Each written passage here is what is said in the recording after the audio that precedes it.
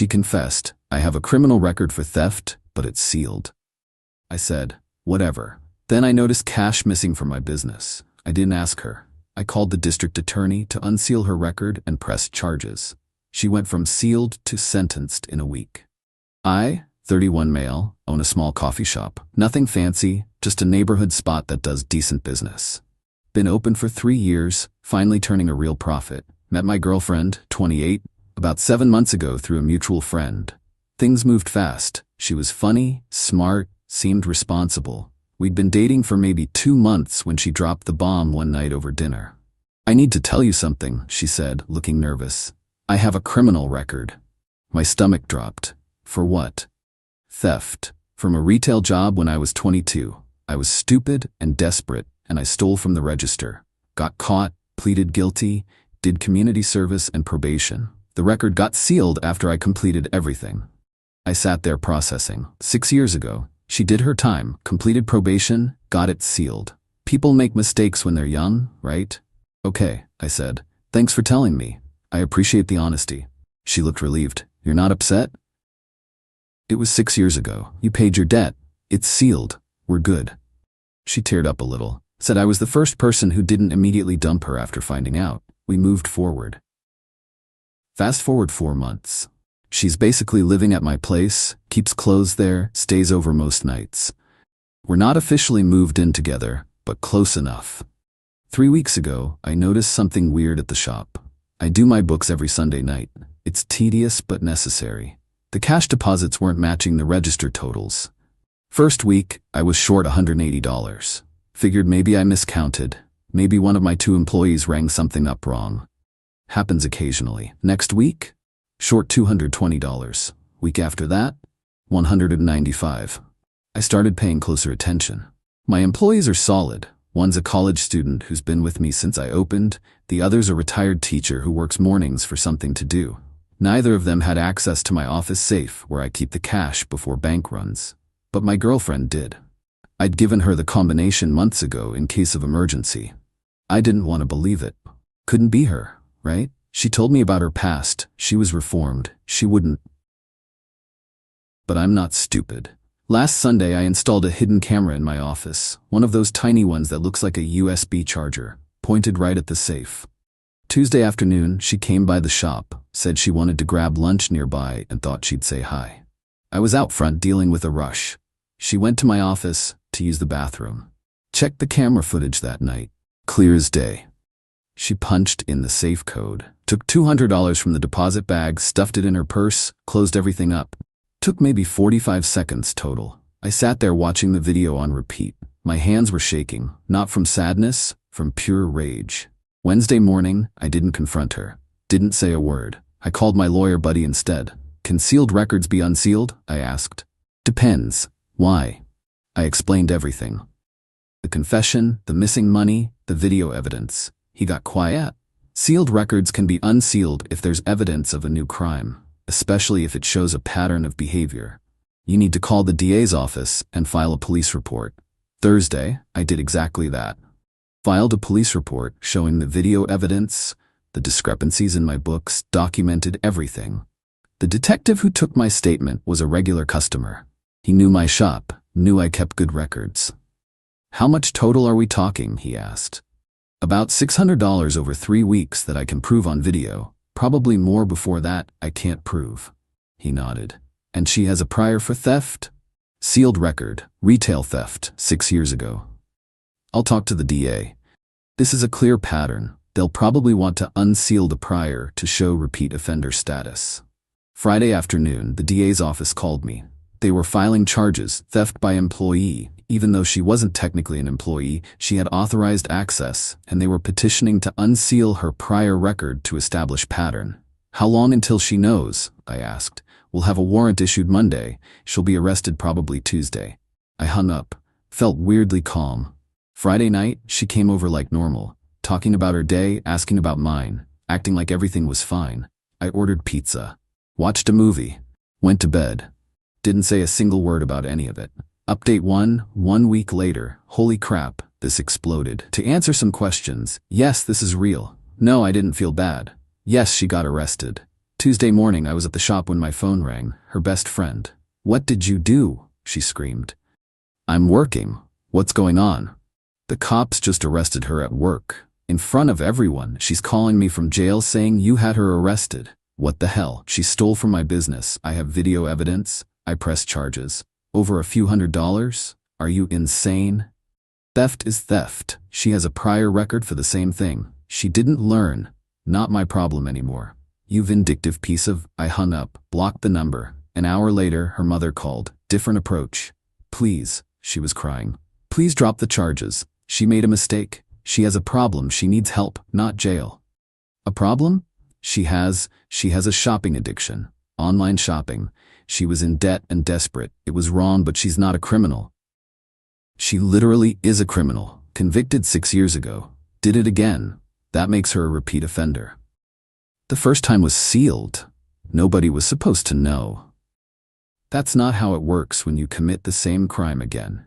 The DA unsealed it. Shows a pattern. You called the DA? You went out of your way to ruin her life? I went out of my way to protect my business and hold someone accountable for theft. She ruined her own life by stealing. Again. Her mother started sobbing. She could go to prison, real prison, for years. Should have thought about that before she stole from me. How can you be so cold? She loved you. She loved my money more. We're done here. I hung up. Blocked that number too. Wednesday, her father showed up at my shop. Big guy, trying to be intimidating. "We need to talk. Outside. We can talk right here. I'm working." "You're destroying my daughter's life over pocket change." "Your daughter stole from my business repeatedly after I trusted her. That's on her." "She paid you back." "What?" "She was planning to pay you back. She just needed time." I actually laughed. "She never said a word to me, never asked to borrow money. She just stole it. That's not planning to pay me back, that's theft." "We'll pay you back right now. Double. Just drop the charges." "Can't drop criminal charges. That's up to the DA." And I gave my statement. I testified to the grand jury yesterday. They indicted her. It's out of my hands. His face went red. "You testified?" "Yup. Showed the video, showed my books. They indicted her on 3 counts of theft and 1 count of accessing a secure area without authorization. Her prior got unsealed. She's looking at serious time." "You son of a..." My employee called from behind the counter. "Sir, you need to leave or I'm calling the police." He pointed at me. "This isn't over." "Actually, it is. Get out of my shop." He left. I installed better security cameras that day. Full coverage, not taking chances. Thursday, I got a letter in the mail from her attorney, trying to negotiate. "My client is willing to plead guilty to misdemeanor theft in exchange for your cooperation in requesting leniency from the court. She will pay full restitution plus damages. She asks that you consider the impact of a felony conviction on her future employment." I called my lawyer buddy. "They want me to ask for leniency?" He laughed. "You don't have to do anything. The DA's office is handling this. They don't need your permission to prosecute. You can submit a victim impact statement if you want, but you're under no obligation to ask for leniency." "What do you think I should do?" "What do you want to do?" I thought about it. The betrayal. The lying. The fact that she did this before and clearly didn't learn. The fact that she showed no remorse, didn't even try to apologize or come clean, just kept stealing until she got caught.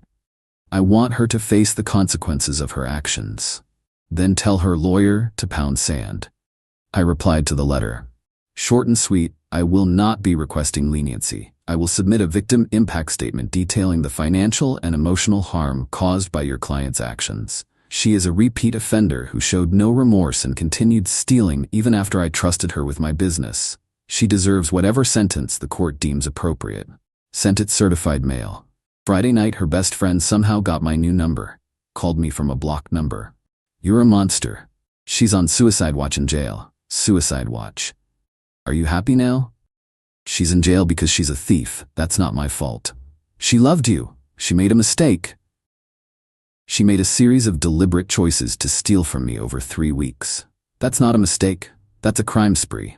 You could have just talked to her." "And what? Give her a chance to lie to my face again? Give her a chance to manipulate me into dropping it? Nah, I did this the right way. Evidence, police, courts, that's how it works. I hope you can live with yourself. I sleep fine. She's the one who stole. She's the one in jail. She made her choices. Click. Block that number too. The preliminary hearing is Monday. My lawyer says with the video evidence and the unsealed prior, she's probably going to take a plea deal. The DA offered her 3 years with possibility of parole after 18 months, or risk trial, and potentially get 5 to 7. We'll see what she chooses. Update 2. 2 weeks later. Alright, final update because this wrapped up faster than expected. The preliminary hearing was Monday, like I said. I showed up to give my victim impact statement. Sat in the courtroom waiting. She was brought in wearing jail orange, looked rough, lost weight, hair a mess, no makeup, saw me and started crying immediately. Her attorney tried to get the hearing postponed, claiming she needed more time to prepare. Judge denied it, said they'd had plenty of time. DA presented the evidence, video footage of her stealing from my safe, my testimony about the missing money. Bank records showing my deposits were short. Documentation of her prior sealed conviction that was now unsealed, showing the same MO, stealing from an employer place she had authorized access.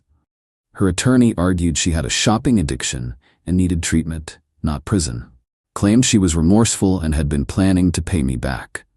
The judge asked her directly, "Did you tell the victim you were taking this money?" "No, Your Honor." "Did you ask to borrow it?" "No, Your Honor." "Did you leave a note and I owe you anything indicating you intended to return it?" Silence. "That's what I thought.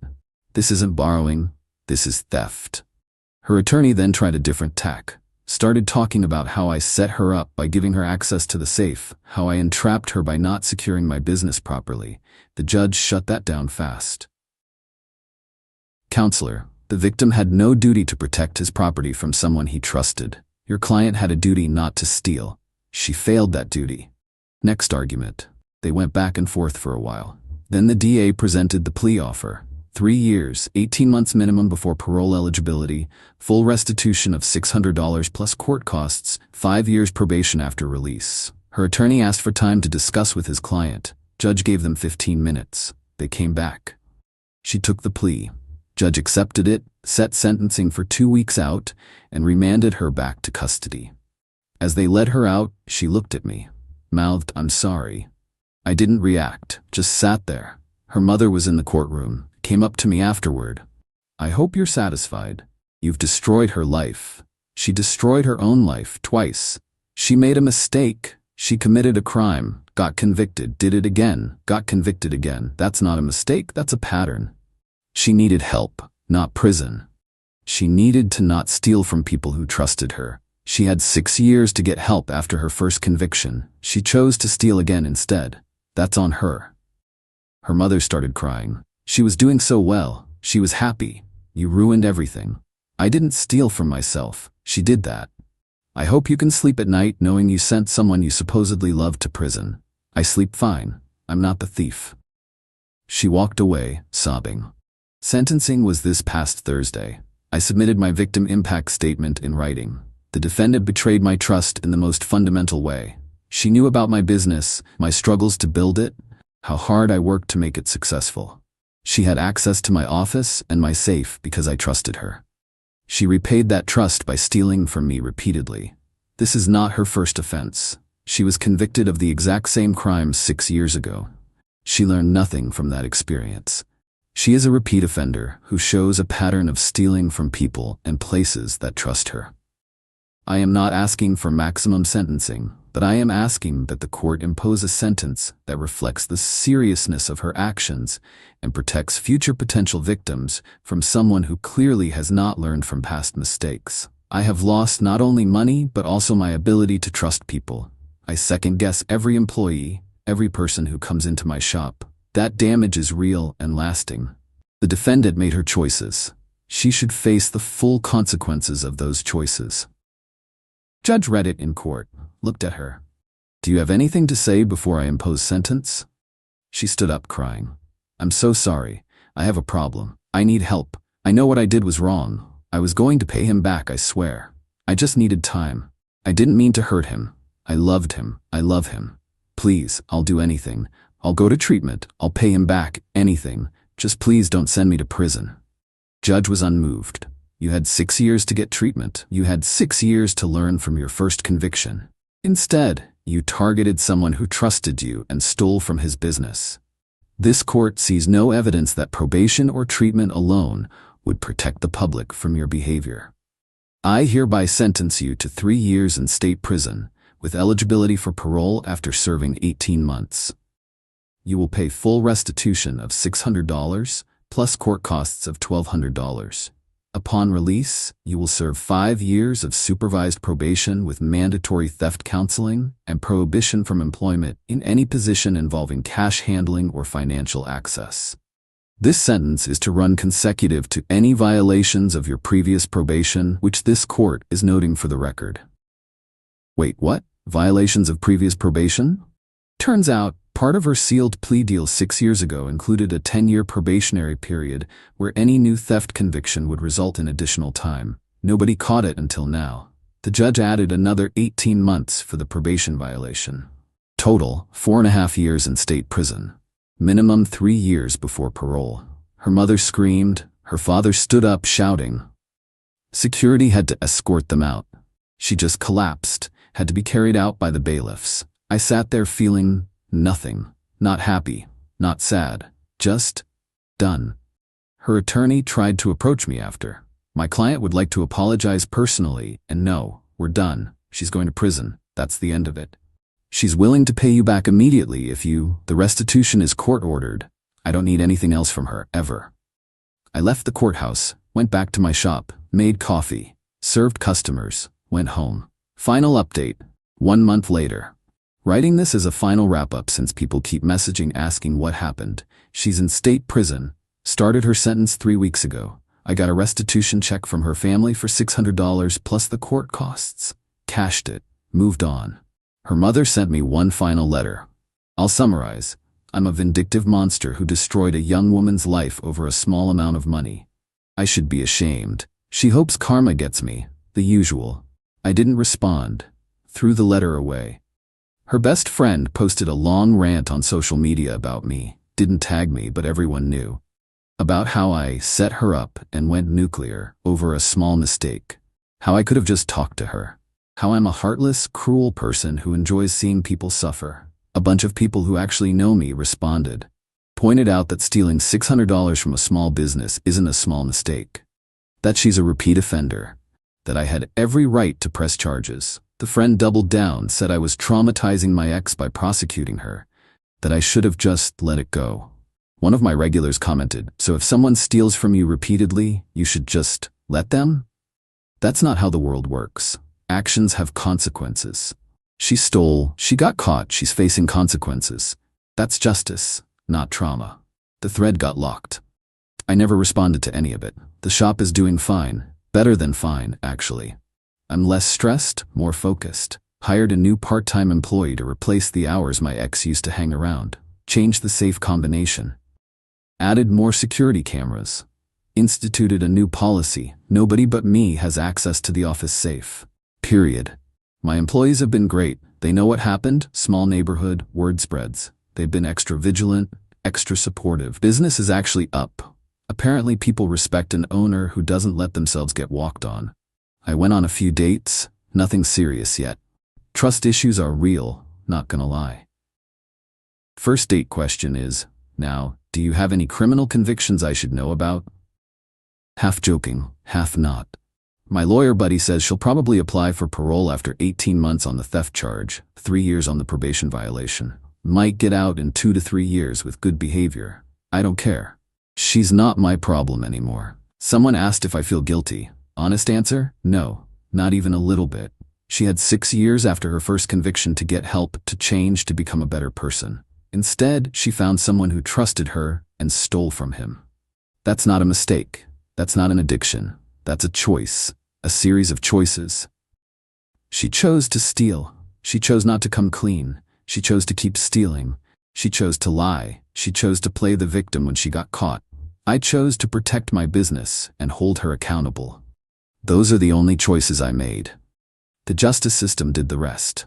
Some people think I went too far, that I should have given her a chance to explain, to pay me back, to get help. Those people can think whatever they want. They didn't have someone they trusted steal from them. They didn't build a business from nothing and watch someone take from it without remorse. I did what I had to do. Gathered evidence, filed a police report, testified honestly, let the system work. She's where she belongs. I'm moving forward with my life and my business. That's all there is to it. To everyone who supported me through this, thank you. To everyone who thinks I'm heartless, you're entitled to your opinion, but you're wrong. Having boundaries and enforcing consequences doesn't make you heartless. It makes you someone who respects themselves. She had a sealed record because she got a second chance after her first conviction. She threw away that second chance by doing the exact same thing again. Some people don't learn, some people don't change. That's not my responsibility to fix. I'm done updating, I'm done thinking about this, I'm done with her. Time to live my life.